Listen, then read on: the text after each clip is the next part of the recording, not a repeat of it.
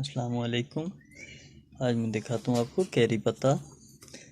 ये कड़ी पत्ता मैंने लगाया था, एक बाल्टी ली और इसमें लगाया था छोटा सा पौधा। तो ये देखें बहुत जल्दी इसने ग्रोथ किया है।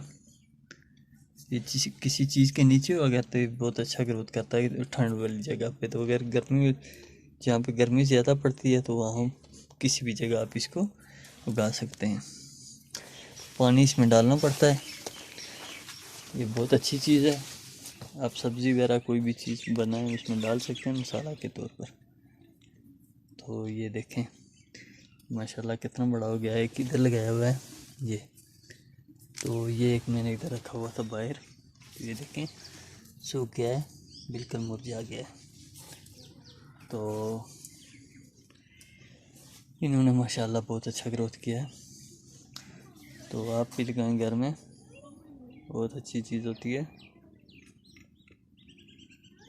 देखें।